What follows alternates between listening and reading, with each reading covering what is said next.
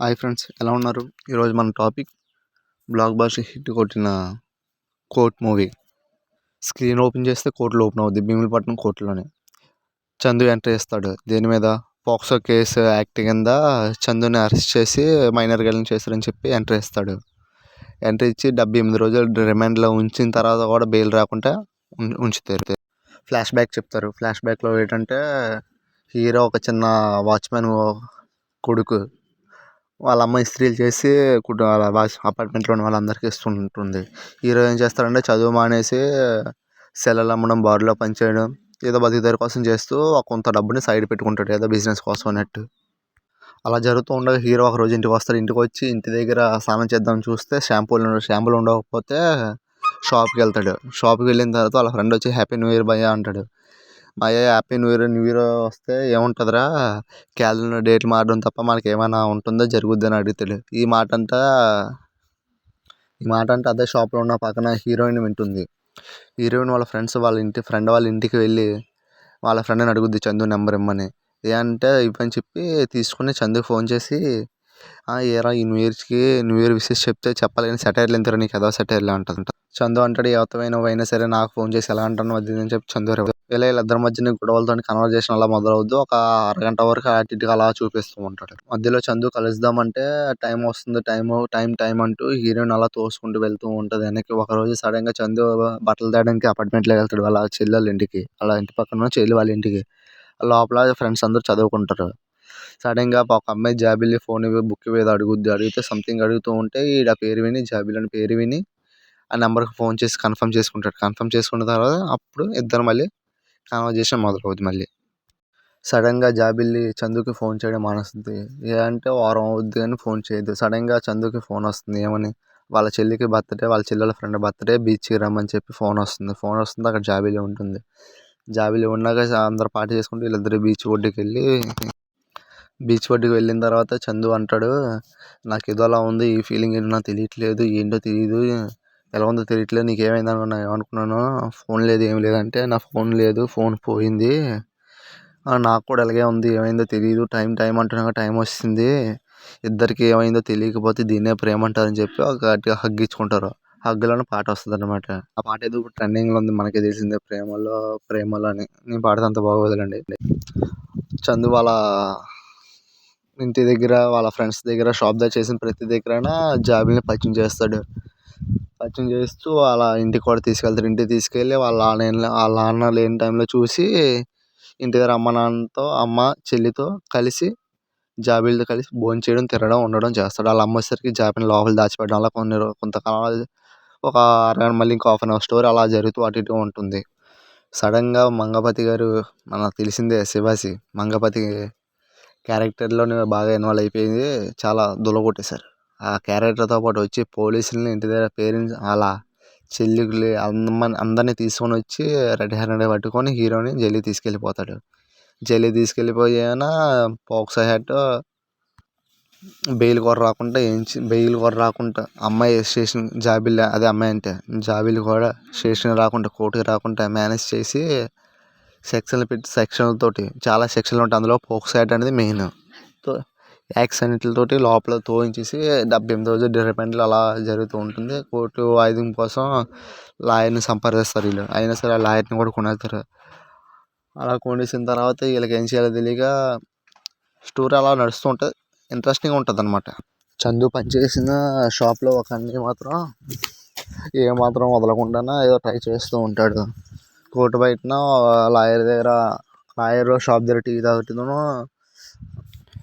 విజయవాడలో మోహన్లాల్ అనే వ్యక్తి ఉంటాడు. అతను వెళ్ళి కలువు, నీ పని కొంచెం అవ్వచ్చు అని చెప్తే హీరో వాళ్ళ బ్రదర్ అయినా ఆ లాయర్ దగ్గర నెంబర్ తీసుకొని వాళ్ళకి ఫోన్ చేస్తే మన దర్శి ఎత్తుతాడు అనమాట, లియస్ తేజ. ఫోన్ చేస్తే దర్శి ఎత్తి, మీరు వచ్చేయండి మాట్లాడదామంటే వీళ్ళు విజయవాడ వెళ్తారు. విజయవాడ వెళ్ళాక ఏమైనా సారా చెప్తే తర్వాత చూద్దాం చెప్పాలని పడితే, సార్ ఫైనల్ జడ్జ్మెంట్ సార్ అని చెప్తారనమాట. యాక్చువల్గా ఏంటంటే ఇది ఫైనల్ జడ్జ్మెంట్ మండే అయితే సాటర్డే సండే సెలవు అనమాట. దానివల్ల ఫైనల్ జడ్జ్మెంట్ మండే అవడం వల్ల కేసు స్టడీ చేసి అవ్వదని చెప్పుకుంటా అలా 2 days అలా టైం వేస్ట్ చేస్తున్నాను. ఈలోపు దర్శనం ఏం చేస్తుంటే ఈ కేసు మొత్తం చూస్తూ చదువుతాడు అనమాట. దర్శి కూడా ఒక కేసు కోసం వెయిట్ చేస్తూ ఉంటాడు. వాళ్ళ లాయర్ మోహన్ లాల్ సీనియర్ కాబట్టి అతను జూనియర్.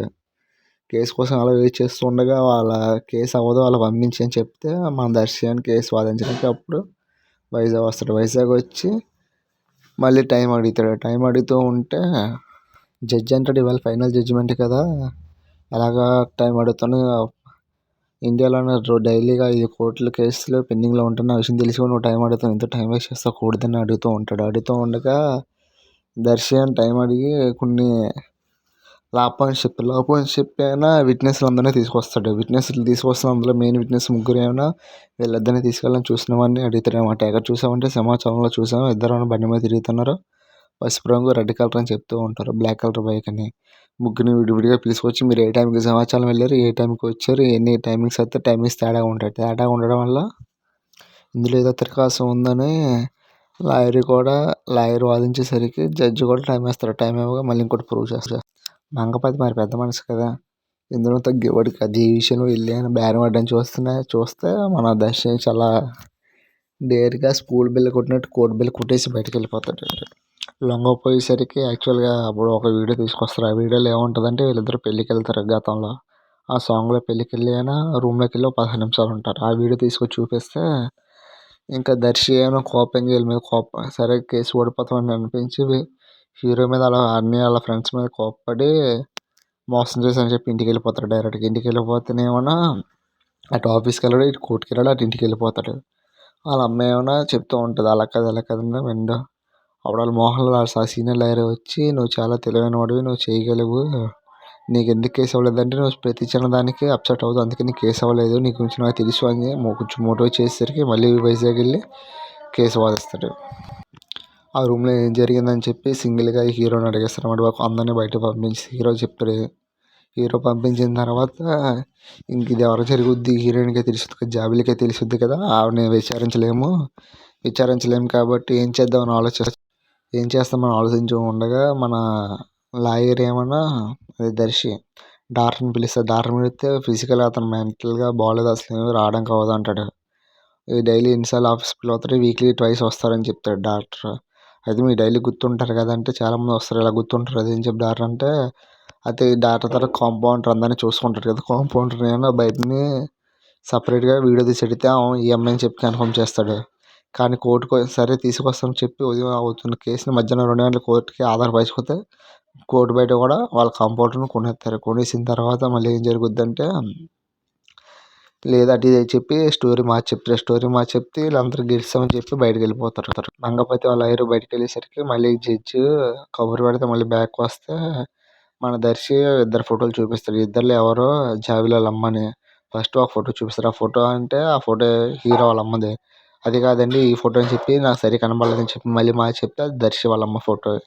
ఎందుకు ఆ దర్శి జాబిలికి కాంపౌండ్కి జాబిలి గుర్తుంది, మరి వాళ్ళ అమ్మ కూడా గుర్తుండాలి కదని చెప్పి పాయింట్తో పట్టుకుంటాడు. దర్శి మంగపతి గారిని ఇన్వెస్టిగేట్ చేయాలని చెప్పి మంగపతి గారిని కొంచెం బౌల్లో పీసి అడుగుతూ ఉండగా మీరు ఏం చేశారంటే ఆ రోజు మొత్తం కోర్టులో అదే స్టేషన్లో ఉండి స్టేషన్ నుంచి కోర్టుకు వచ్చి ఏదో చేశారని చెప్పారు.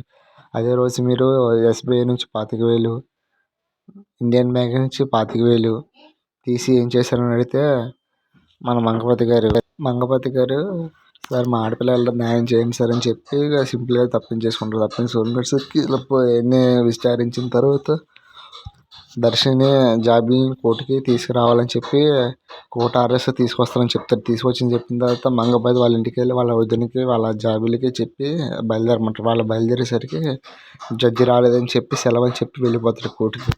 అక్కడ కోర్టులో మిస్సింగ్ అయిందని చెప్పి మిస్సింగ్ కంప్లైంట్ FIR కాపీ చూపిస్తాడు. వీళ్ళ మామ ఏం చేస్తారంటే అదే జాబిలి వాళ్ళ తాతయ్య కోర్టుకి ఫోన్ చేసి జడ్జి వచ్చేలాగా కనుక్కొని అప్పుడు వీళ్ళిద్దరిని పంపించడానికి వీళ్ళిద్దరు వస్తారు. వీళ్ళిద్దరు వచ్చిన తర్వాత కోర్టులో జాబిలి, హీరో, దర్శి, లాయరు ఇద్దరు ఆపోజిట్ లాయర్ ఇద్దరు ఉండి ఏం జరిగిందని చెప్తే అప్పుడు ఆ రూమ్లో 15 నిమిషాలు ఏం జరిగిందో చెప్తారు. ఏం జరిగిందంటే కింద మంత్రాలు చదువుతున్నాయి కదా, మనం పెళ్ళి ప్రాక్టీస్ చేద్దామని చెప్పి వాళ్ళిద్దరు పెళ్ళి ఎలా చేసుకోవాలని చెప్పి ప్రాక్టీస్ చేస్తూ ఉంటారు బొమ్మల పెళ్ళని. అలా కేసు గెలిచి బయటకు వచ్చిన తర్వాత మనకి ఎటువంటి కేసు చేసిన తప్పు ఏం లేదు, చేసిందంత ఏంటంటే మైనర్ గర్ల్ని ఎలా తీసుకెళ్ళి అలా మాట్లాడడం తప్పని చెప్పి అతనికి కొంచెం వార్నింగ్ ఇచ్చి మన మంగపతి గారికి జైలు శిక్ష వేయించి లాయర్లు వాళ్ళకి ఉన్నందుకు వీళ్ళు తప్పుడు సాక్ష్యాలు పుట్టించినందుకు లాయర్కి వార్నింగ్ ఇచ్చి పోలీస్ స్టేషన్ ఎంక్వైరీ చేసి ఆ సినిమాలో చిన్న క్లోజ్ అయిపోద్ది. అప్పుడు మన హీరో ఏం చేస్తాడంటే ఇంకా యథావిధిగా వచ్చి ఇంటికి వచ్చి పనులన్నీ మానేసి చదువుకోవడం మొదలెడతాడు. చదువుకోవడం మొదలయ్యేసరికి లాస్ట్లో చిన్న సీన్ ఉంటుంది. ఇద్దరు 18th బర్త్డేకి తిన వస్తా తిన వచ్చిన ఇద్దరు హక్ చేసుకుంటారు. సినిమా అయిపోద్ది అంతే.